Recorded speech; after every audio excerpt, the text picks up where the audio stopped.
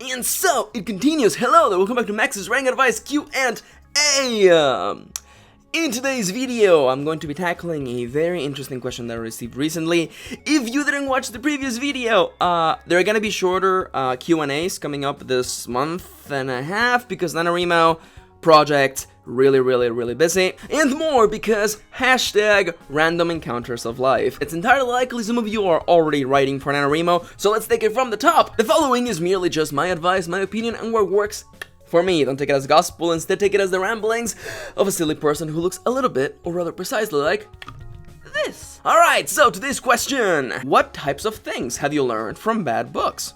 Okay, so this question comes as a follow-up to a question that I answered a couple videos back in which it's the video titled A Writer Who Doesn't Read Books, and it was on the subject of learning to read as a writer and to seek to learn what you can from the books that you're reading. Not only enjoying them, because reading is really fun, spoilers, but also seeking to learn from the way that the writer relays their thoughts, the clarity of their sentences, and the way that they structure their narrative. So in that video, I was arguing about reading lots of books, not only the good ones, but also the bad ones or ineffective ones, and the question popped up. What have I learned from reading bad books, or books that were ineffective? I learned lots! We're gonna be talking about a bunch of those things right about now. Before I go anywhere though, feel free to take a moment to go into the comments down below and let me know what you have learned from reading a bad book, a bad fic, or something that just wasn't very effective. The sort of thing where you, as a writer, are reading it and going, I think this could have been done a lot more clear, a lot more effectively, a lot better. Let's talk about all this stuff in the comments down below, but let me take it from the top. What have I learned from bad books? There is that one piece of advice that I keep telling everybody of making sure that your characters have different naming structures, because there was this one book I read once where like all three of the main antagonists had names with like the really similar naming structure, and I'm not saying like a cultural thing, I'm saying like they all start with like the same two letters.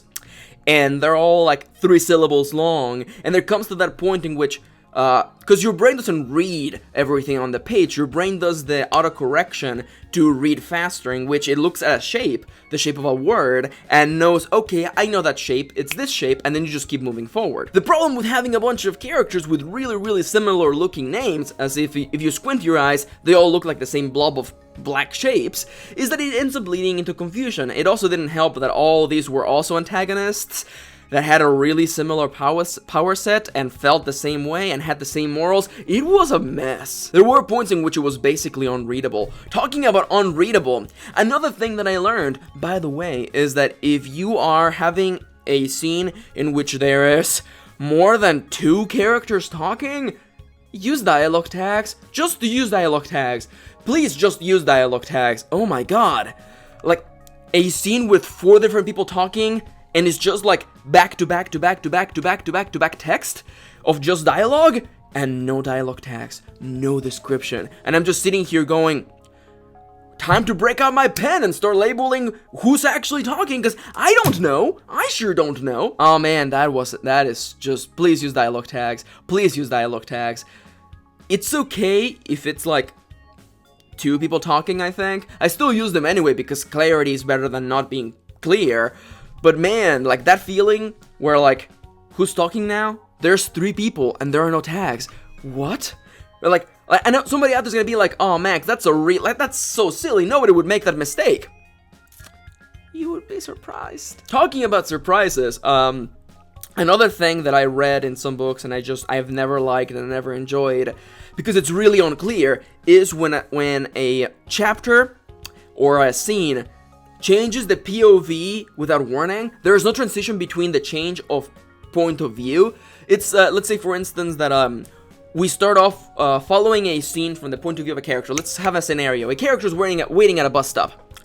Like the character is waiting at the bus stop and you're seeing their thoughts, because it's, you know, the narration is telling you what they're thinking, what they're doing, and suddenly in the middle of them talking to someone else, the point of view shifts. So now you're hearing that person's thoughts and you're feeling what they are feeling. And it was just so unclear reading that particular story because there were no explanations for this. Never. And just like suddenly we're inside of somebody else's head. And it's one of those things where I'm like, you either have to stick to one point of view or follow everybody's point of view, because this whole like switching back and forth, it was like really unnerving. I don't know, like it kept giving me this feeling of like I could never feel comfortable reading, because I had to be on the ready to make sure that I recognized or caught up to when the POV changed.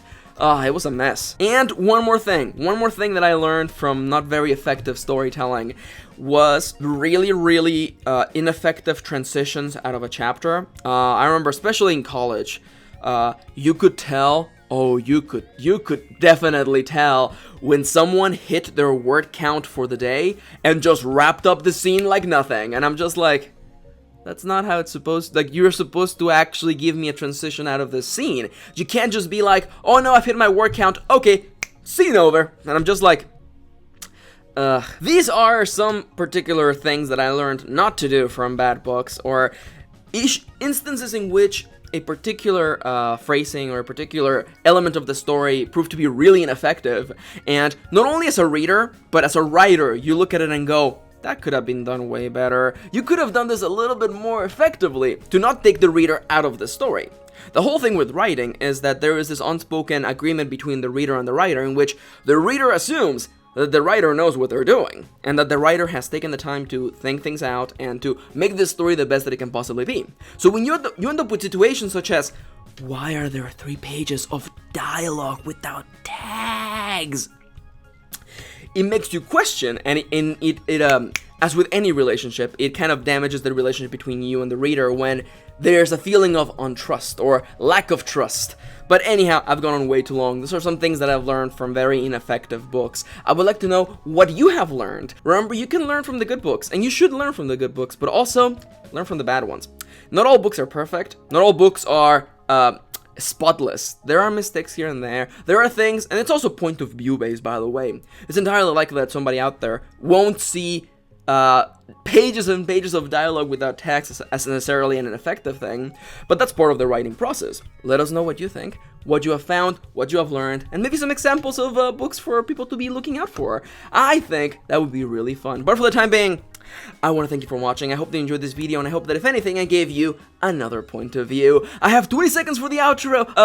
Patreon. Check out Patreon if you want to support my channel. Links to that in the description down below. Also, again, really quick reminder, Kirin and I have a new channel, Dango Duo. It's been running for a month. I've been so busy, I haven't even had a chance to talk about it. Dango Duo, anime, let's play content. But for the time being, I want to thank you for watching. Thank you for tagging along, and I will see you on the next one.